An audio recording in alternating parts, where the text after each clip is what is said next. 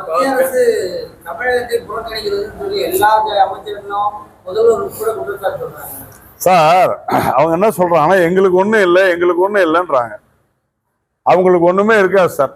ஏன்னா மத்திய அரசனுடைய திட்டங்கள் எல்லாமே மிக மிக வெளிப்படையானவை. அதில் ஊழல் செய்ய முடியாது. அதனால தான் எங்களுக்கு ஒன்றும் இல்லை எங்களுக்கு ஒன்றும் இல்லைன்றாங்க.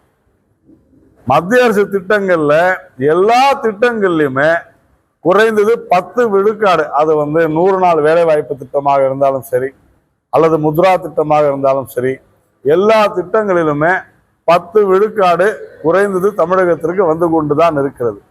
கட்டமைப்பு என்பது விமான நிலையங்கள், சாலைகள், அதே மாதிரி துறைமுகங்கள், நீர்நிலைகள் எல்லாமே மத்திய அரசனுடைய பங்கு இருக்குது. இப்போ வேலூர்ல இப்போ எதிரில் இங்க சுரங்கப்பாதை கூட 7.5 கோடி ரூபாய் மத்திய அரசு தான் கொடுக்குது. இல்லைன்னு சொல்ல முடியுமா? ரயில்வே திட்டங்கள்ல 6200 கோடி நம்ம கொடுக்குறோம். சாலை பணிகளுக்கு கொடுக்குறாங்க.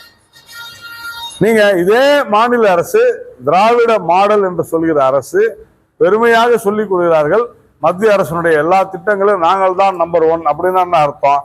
அதிக பணம் வருகிறது, செலவு செய்யப்படுகிறது. ஆனால் பட்ஜெட்ல எங்களுக்கு ஒன்றும் இல்லை அப்படின்னு அவங்க சொல்றது அவங்களால ஊழல் செய்ய முடியவில்லை என்றுதான். ஏனென்றால் அவ்வளவு சுத்தமாக மத்திய அரசு செயல்படுகிறது. இதுல இனிமேல் லஞ்ச லாவண்யம் என்பது கஷ்டம். ஏன்னா உங்களுக்கு எல்லாருக்குமே தெரியும், மத்திய அரசு திட்டங்கள்ல பயனாளிகளை அடையாளம் கண்டு செயல்படுத்துவது மாநில அரசு. இதனால் வரையும் வேற மாதிரி இருந்துச்சு. இந்த ஆட்சி வந்த பிறகு டைரக்ட் பெனிஃபிட் டிரான்ஸ்ஃபர் கொண்டு வந்தோம். நேரடியாக வங்கியில பணம் செலுத்தக்கூடிய விஷயங்கள், அதுல கூட இங்க இருக்கக்கூடிய அரசு பல ஊழல்கள் செய்து கொண்டுதான் இருக்கின்றன. சிஏஜி அறிக்கையில இவ்வளவு ஊழல்னு சொன்னாங்க. நாங்கள் அந்த சிஏஜி அறிக்கையில சொல்லியிருக்கிறது எல்லாமே மாநில அரசு செயல்படுத்துவதில் ஊழல் என்று சொல்லி இருக்கிறது. அது விவசாயிகள் கௌரவ நிதி ஆகட்டும், 100 நாள் வேலை வாய்ப்பு திட்டமாகட்டும், இவர்கள் தான் செய்கிறார்கள். அதனால முடிந்த வரையிலும் நாம ரொம்ப கிளியரான ஸ்ட்ரெயிட் ஃபார்வர்டா இருக்கக்கூடிய நம்முடைய அரசாங்கத்தினுடைய திட்டங்கள், மத்திய அரசு திட்டங்கள், இதுல மாநில இங்க இருக்கக்கூடிய ஆளும் கட்சி ஊழல் செய்ய முடியாத காரணத்தினாலதான் எங்களுக்கு ஒண்ணும் இல்லைன்னு சொல்றாங்க. அதை தவறாக நீங்க தமிழ்நாட்டுக்கு புரிஞ்சுக்கிட்டா நாங்க ஒண்ணும் செய்யணும் சார். தேசிய பேரிடர்னு அறிவித்தால் அதுல பல ஃபார்மாலிட்டிஸ் இருக்குது. அந்த மாதிரி நீங்க சுனாமின் போது கூட தேசிய பேரிடரை நம்ம அறிவிக்கிறோம். அதை தயவு செஞ்சு புரிஞ்சுக்கணும். அது பெரிய ரெமினிபிகேஷன்ஸ் நிறைய வரும். அதுல அது தேசிய பேரிடர் தான் அப்படின்றதெல்லாம் மாற்று கருத்து இல்லை. உண்மையிலேயே மிகப்பெரிய ஒரு பேரிடர் தான், அது ஒன்றும் இல்லை. ஆனால் நீங்க சொல்லுகிற வார்த்தை என்பது இதுவரைக்கும் நம்ம அறிவிக்கல, அது அறிவிக்க முடியாது. ஒரு நாடு தேசிய பேரிடர் என்று அறிவிக்க முடியாது. இதை சமாளிக்கக்கூடிய சக்தி நம்ம இடத்துல இருக்குது. மத்திய அரசு தன்னுடைய முழு ஒத்துழைப்பை, எல்லா விதமான ஒத்துழைப்பையும் உடனடியாக அங்க இராணுவத்தை அனுப்பி வைத்து உடனடியாக அங்க என்ன உதவி வேணுமோ எல்லாவற்றையும் செய்து சிறப்பான முறையில மத்திய அரசு அந்த மாநில அரசுக்கு ஒத்துழைப்பு கொடுக்கிறது. ஆனா எதுங்க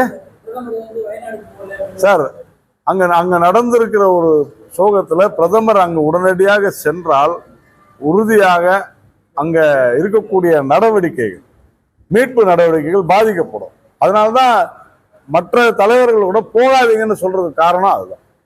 அதனால நமக்கு நடவடிக்கை, உடனடி நடவடிக்கை தான் முக்கியமே தவிர அங்க பிரதமர் உடனடியாக செல்ல வேண்டும் என்பது முக்கியம் அல்ல. ஏன்னா எல்லாமே பார்த்துக்கிட்டு இருக்கிறாங்க. முழு ஒத்துழைப்பை கொடுத்திருக்கிறோம். மக்களுடைய அந்த இன்னும் கூட மக்கள் இருக்கிறாங்களா அந்த அளவுக்கு இராணுவ நடவடிக்கை அங்கே நடந்து கொண்டிருக்கிறது. பிரதமர் உறுதியாக செல்வார். இந்த மாதிரி ஒரு பேரிடர் வரப்போகுது அமித்ஷா சொல்லியிருக்காரு. ஏற்கனவே நாங்கள் கேரளா கவர்மெண்ட் சொல்லியிருக்கேன். ஆனால் பினராயி விஜயன் என்ன சொல்றாங்கன்னா, அங்கே இந்த அளவுக்கு வரும்னு அவங்க சொல்லலை, பேரிடர் வரும்னு தான் சொல்றாங்க. அவங்க சென்ட்ரல் கவர்மெண்ட் சார் மத்திய அரசு மாநில அரசு மேல குற்றம் சாட்டணும், மாநில அரசு மத்திய இல்லைங்க இல்ல. மேற்கு தொடர்ச்சி மலையை பொறுத்தவரையிலும் தொடர்ந்து நம்ம சொல்றது அங்க ஏற்கனவே அந்த பகுதிகளில் என்க்ரோச்மெண்ட், ஆக்கிரமிப்பு அதிகமாக இருக்கிறது, அங்க மக்கள் வாழக்கூடாது என்று பல ஆய்வுகள் சொல்லி மத்திய அரசு கூட எச்சரித்திருக்குது. இதே மாதிரி இப்போ ஒரு வாரத்துக்கு முன்னால் 23, 24, 25, 26 இந்த 4 நாட்களும் எச்சரித்திருக்கிறார்கள். குறைந்தது மக்களை வெளியேற்றிருக்க வேண்டும். நீங்க இது போலத்தான் ஒடிசாவிலே நடந்துச்சு. ஆனால் அன்று இருந்த பட்நாயக் அவருடைய அரசு என்ன செஞ்சாங்கன்னா ஒரு உயிர் சேதம் இல்லாமல் காப்பாற்றினாங்க. அப்ப அரசினுடைய அலட்சியம் இத அங்க இருக்கக்கூடிய அரசே ஒப்புக்கொண்டிருக்கிறது. என்னது, இந்த ஆக்கிரமிப்பாளர்களை எங்களால அகற்ற முடியவில்லை. ஏன்னா அரசியல். அதனால மக்களை காப்பாற்ற வேண்டும் என்று சொன்னால் அவர்களுக்கு புரிய வைத்து அவர்களை அகற்றி இருக்க வேண்டும். இது தவறு முழுக்க முழுக்க கேரள மாநில அரசின் மீது தான் இருக்கிறது. அதற்கு உண்டான ஆதாரத்தை எல்லாமே அளித்திருக்கிறார்கள். அதனால பினராயி விஜயன் வழக்கம் போல உண்மைக்கு புறம்பாக பேசுகிறார் தான் சொல்ல முடியும். சார், இன்னைக்கு மழைநீர் அதிக அளவு கடலில் வீணா போயிருக்கிறது. தமிழகத்தில் எந்த அணை கட்டுவது நடவடிக்கை மேற்கொள்ளவில்லை அப்படின்னு சொல்லி கர்நாடகா சொல்றாங்க. சார், அதாவது தமிழ்நாட்டில் பெரிய அணை கட்ட முடியாது, அது வேற. ஆனால் தடுப்பணைகள் கட்டுவதற்கு 1.5 லட்சம் தடுப்பணைகள் கட்டுவோம்னு துரைமுருகன் அவர்கள், நம்ம வேலூர் துரைமுருகன் அவர்கள் பதவி ஏற்றுக்கொண்ட உடனேயே பேசினாரு. நீங்க பாருங்க, முதல் பட்ஜெட் 2021 மிக தெளிவாக அதுல குறிப்பிடுறாங்க, நாங்க 1.5 லட்சம் தடுப்பணைகள் கட்டுவோம்னு. ஒன்னாவது கட்டினாங்களான்னு எனக்கு தெரியல. ஆனா கட்டின ஒரு தடுப்பணை கூட 6 மாசத்துக்கு முன்னால இங்க இதுல நம்ம திருச்சியில கொள்ளிடத்துல உடைஞ்சு போச்சு. அதனாலதான் நான் முதல்ல சொன்னேன், நீங்க 6.5 கோடி 7 கோடிக்கு தடுப்பணை கட்டி பிரயோஜனம் என்ன? லஞ்சம் ஊழலை கட்டுப்படுத்த முடியல. 3 கோடியில கட்டிட்டு 6 கோடின்னு கணக்கு அமைக்கிறாங்க. இதெல்லாம் தான் பிரச்சனையே. அதனால இந்த அரசாங்கம் செயல்படவில்லை. இது தோற்று போய்விட்ட ஒரு அரசாங்கம் அப்படிங்கிறத நம்ம சொல்றோம்.